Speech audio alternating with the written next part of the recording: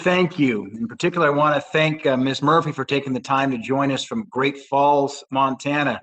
My mom saw her first rodeo when she was 4 years old in Great Falls, so a lot of family memories in that part of our state. And I want to start by commending the leadership and the workforce of the Social Security Administration for their hard work over the past difficult 14 months.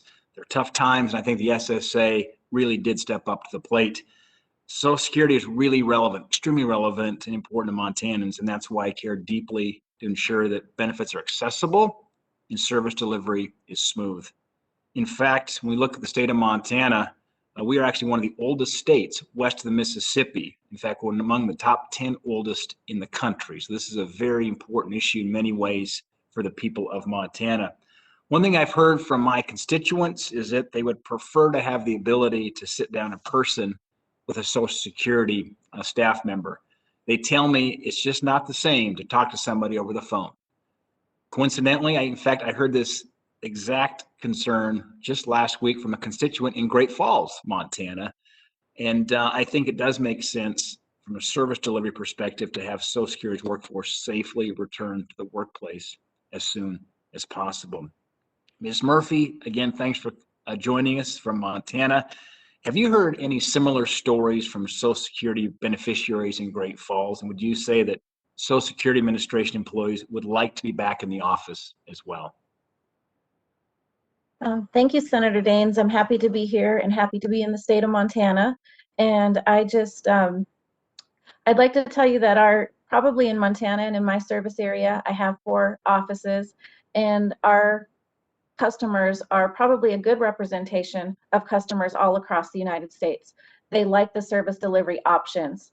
And so I've got some folks who say, yes, I want to sit down and have a face-to-face. I have others that are very happy and say, oh, I don't have to come in. Great. I'm happy to do this over the phone. So I think the key in Montana and every other state is that we have options for customers, and that is face-to-face service, that is on the phone, that is online, and it's also video service delivery. And in my oral testimony, I said that we have video service delivery, especially in rural areas. We have the 4 reservations are in my service area. We have video service delivery at every IHS clinic there. And so that means folks do not have to travel. They love having that video service delivery option because a customer in the IHS clinic can directly see one of my employees in my office.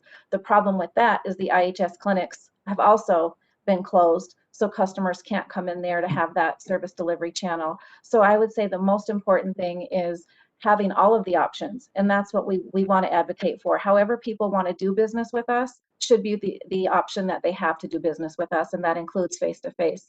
And as far as employees coming back, I think that's a mixed bag. We were very, very nimble in being able to go to telework more than we actually expected. My employees, particularly in Great Falls, Montana, Havre, and Glasgow, were not excited to be teleworkers. Now they love it. So we've got to balance that as well. The work that makes sense to do teleworking, great. The work that makes sense to do in the office, we want our employees back in the office as well. Ms. Murphy, thank you. It was refreshing to hear your focus on the customer in terms of their needs and the multi-channel kind of approach you apply towards customer service. Thank you.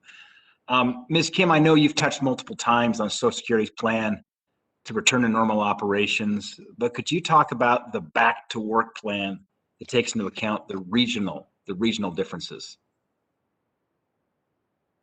So currently, as I mentioned, we are still operating under our current workplace safety plan. So we're limited in the numbers of individuals that we can bring on site. And I want to make sure that anyone we do bring on site will be safe. So those plans to bring additional employees on within the parameters of our current safety plan are really going to be dependent on where the workload need is. So the way the way I am handling how we will be staffing up is really looking to my regional commissioners. They are the primary executive in every region, and they are working with their area directors and their managers. I'm running out of time. Thank you. Answer my question. I want to squeeze in one last